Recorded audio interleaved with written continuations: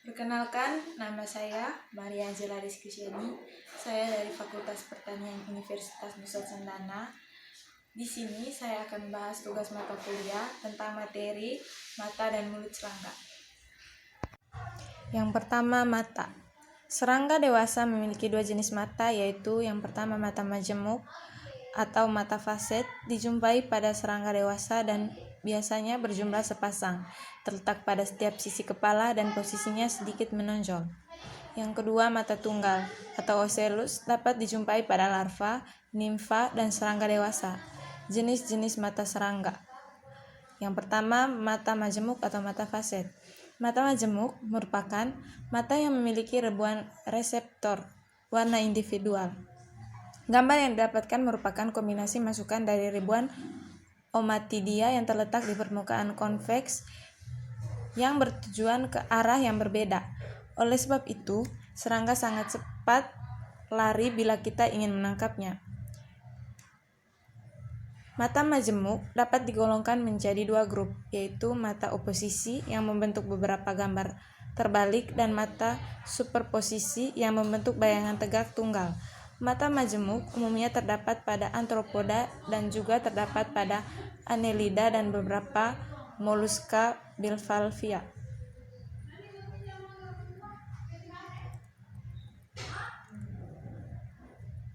Mata majemuk seperti pada Arthropoda dapat tumbuh dengan penambahan omatidia baru. Serangga dewasa dan nimfa mempunyai sepasang mata majemuk. Mata majemuk serangga dipergunakan untuk menangkap kesan bayangan atau citra. Mata majemuk terdiri dari dua buah bangunan yang besar, halus, dan mengkilap terletak pada kedua sisi kepala. Terdapat pada bagian depan kepala atau frons, berbentuk cembung, bulat, atau lonjong. Ukuran mata majemuk menunjuk perilaku serangganya. Ada serangga yang sama sekali tidak memiliki mata majemuk, ada yang seluruh kepalanya tertutupi oleh mata. Tidak dapat digerakkan, tidak dapat ditutup, tidak dapat difokuskan, tidak dapat sasaran pada berbagai jarak. Kemudian, mata majemuk bekerja lebih baik dalam mendeteksi benda-benda sasaran yang bergerak. Permukaan sebelah luar terdiri dari banyak bidang-bidang yang berbentuk heksagonal seperti faset dan disebut omatidium. Mata majemuk terdiri atas sejumlah mata faset yang disebut omatidium yang masing-masing memiliki kornea sendiri-sendiri. Yang pertama, bagian luar dari tiap omatidium terdapat lensa yang disebut komea. Umumnya lensa komea dari mata faset ini berbentuk heksagonal. Omatidium pada sebagian besar serangga siang atau diurnal umumnya dikelilingi pigmen, sedangkan pada serangga malam atau nokturnal pigmennya terbatas di bagian dasarnya. Pada beberapa serangga, penyebaran atau perpindahan pigmen dapat terjadi tergantung dari kekuatan cahaya yang ditangkap. Yang berikut, mata tunggal atau mata ocelli. Terdapat dua jenis ocelli. Yang pertama, dosar ocelli, merupakan perintis dari mata majemuk serangga dewasa. Terdapat bersama mata majemuk pada serangga dewasa atau nimfa. Jumlah 3 buah pada vartex. Berfungsi menangkap intensitas cahaya. Contohnya Colombola, Tisanura, Siphanoptera. Yang kedua, lateral ocelli. Mata serangga dewasa karena tidak mempunyai mata majemuk. Jumlah bervariasi, yaitu 1-6 buah atau lebih. Terdapat pada gena. Berfungsi untuk melihat, yaitu menangkap bentuk dan warna. Contoh, ngengat mempunyai 2 buah di dasar antena kupu-kupu, tidak mempunyai ocelli. Ocellus terdiri dari 1 kornea, lapisan kornegen, dan selapis sel indera yaitu retina. Kemungkinan ocellus dapat menangkap gerakan dari dan tidak menangkap gambar benda yang dilihat dengan nyata.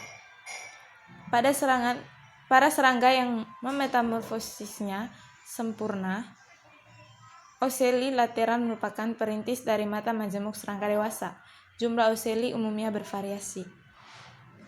Perbedaan ocelli dengan mata majemuk. Yang pertama, dibentuk oleh lapisan kutikula yang mengeras dan transparan. Yang kedua, kornea berbentuk cembung yang di bawahnya terdapat sel-sel komegen, dan di bawahnya lagi sel-sel retina. Retina terdiri atas sekumpulan saraf sensoris yang mengelilingi rabdom atau lensa optik. Fungsi mata. Yang pertama, mata faset atau mata majemuk. Untuk melihat bayangan terdiri dari omatidium dan omatilda. Fungsi mata tunggal. Yang pertama, untuk mengetahui intensitas cahaya. Stemata hampir sama dengan mata faset.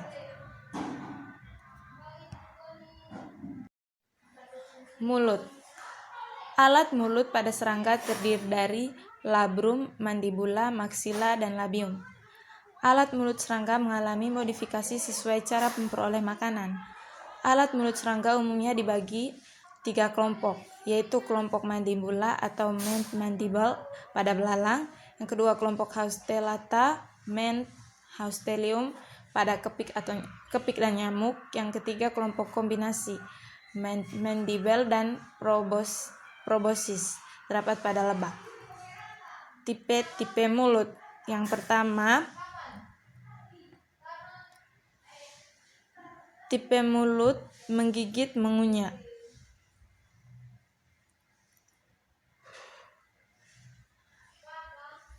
Atau mandibulata. Merupakan tipe dasar terdiri dari bagian labrum, mandibular, maksila, dan labium. Yang kedua, tipe mulut menusuk mengisap atau haustellata, yaitu rostrum terdiri dari modifikasi dari labrum dan labium, stylet mandibilae, dan stylet maxilla dimodifikasi dari mandibilae dan maxilla. Yang ketiga,